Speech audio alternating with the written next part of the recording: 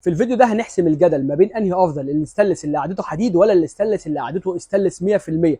في الفيديو ده هوضح لكم الفرق ما بينهم وازاي تحافظوا على ده وازاي تختاروا ده وايه الماركات المهمه كمان. كل ما في الموضوع ان دي سياسه تصنيع ودي سياسه تصنيع ثانيه خالص. عندنا مثلا الاستانلس اللي قعدته حديد اشهر ماركتين فيه عندنا كركماز وعندنا زهران، الاثنين قعدتهم حديد 100%. واديني جايب الماركتين، يعني احنا عندنا مثلا كركماز لو مسكناه كده وده مغناطيس اهو هنحطه هيمسك فيه، ده قعدته حديد. وعندنا نفس الكلام بالظبط في زهران، نفس سياسه التصنيع، لو حطينا المغناطيس كده هيمسك فيه. طب ده حلو يا رؤوف ولا وحش؟ انا اقول لكم هم ليه عاملين القعده حديد. عاملين القعده حديد لان هم عاملين سمك القعده قليل جدا، فبالتالي عشان يوزع الحراره، عشان كده هم عملوه حديد. بس ده ليه اضرار للي مش فاهمها، او ليه عواقب بعد كده للبنات او العرايس الجداد اللي ما بيفهموش في المطبخ او في ان هم ازاي عندهم ثقافه ان هم يحافظوا على الحل. المفروض ان النوع ده من الحلل لما بنستخدمه بعد الاستخدام بنجيب فوطه المطبخ اللي هي زي كده وننشف الحله كويس جدا ونعينها، فبالتالي هتفضل عايشه معانا عمر طويل جدا.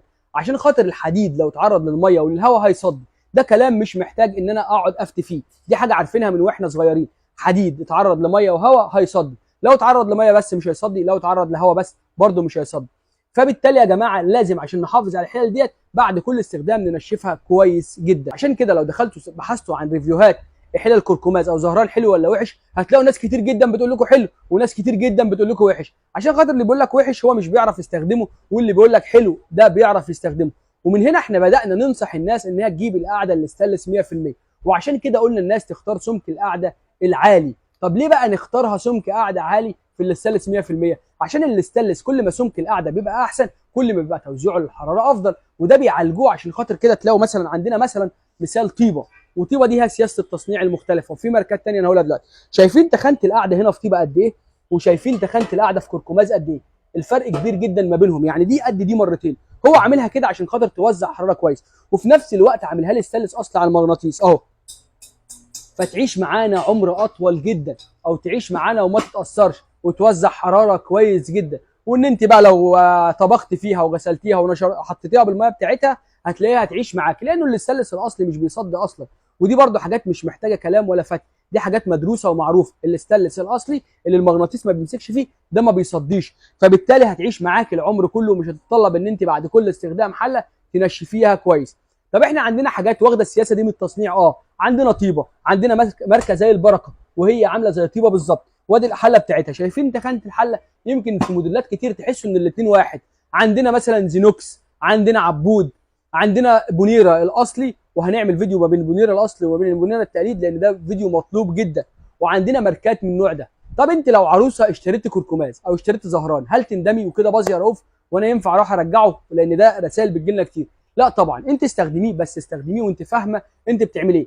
بعد كل استخدام نشفي الحله كويس واركنيها، هتعيش معاكي الى اطول مدى. لو ما عملتيش كده هيبدا يبان بقع صدى بعد اول سنه او ثاني سنه من الاستخدام، بقع صدى جوه وبقع صدى بره. اما الاثنين استخدامهم حلوين جدا. اهم حاجه عندنا بقى جسم الحل، ان المغناطيس ما بيمسكش فيه اهو. بصوا ده كركماز اهو، بصوا ما بيمسكش. زائد ان في حاجه ثانيه برده يا جماعه عايز اقولها لكم، لو هي نفس جسم الحله حلو وادي معايا مغناطيس، هنيجي عند الحته اللي هي لونها مطفي دي مش هيمسك فيه المغناطيس، لكن لو طلعت فوق هيبدا يمسك بسيط. بصوا بسيط خالص اهو. طب ليه بيمسك تحت قوي؟ لان ده حديد. فوق هنا بيمسك بسيط لان هو هنا عامل له الماده اللي هي اللميع دي بتبقى من الكروم، فبالتالي المغناطيس بيمسك فيه، فده على خفيف. لكن دي حاجه ما تعبهاش، يعني ما نقولش ايه هو مش عامل لي نصين، نص مش اصلي ونص اصلي، لا هي كلها جسم واحد. يعني انا لو جيت من جوه هنا كده اهو هتلاقي كل الحله كلها مطفيه من جوه، وبالتالي المغناطيس مش هيمسك فيها من جوه، ولو مسك من بره هيبقى تسبب التاثير ده. فدي حاجه ما تقلقش خالص. احنا كل اللي يقلق معانا ان القعده حديد ولا لا، ده اللي يقلق معانا. وكمان ان احنا نختاره 18 على 10 و304. احنا ليه دايما بنتكلم عن الاستانلس كتير؟ لان الاستانلس اكتر حاجه احنا بنستخدمها في المطبخ، واكتر حاجه لو اخترناها صح بتبقى صحيه. الاستانلس يا جماعه مش بيتفاعل بقى، ما بيتفاعلش مع اي بكتيريا نهائي. يعني من اكتر المعادن صحيه اللي الانسان بيستخدمها، بس احنا نستخدمه صح عشان خاطر نعرف نستفاد منه ونبقى مستمتعين واحنا واقفين في المطبخ. انا ليه بقعد اقول ده كله؟ عشان خاطر انتوا تبقوا مستفادين وتبقوا فاهمين انتوا بتعملوا ايه، تستمتعوا.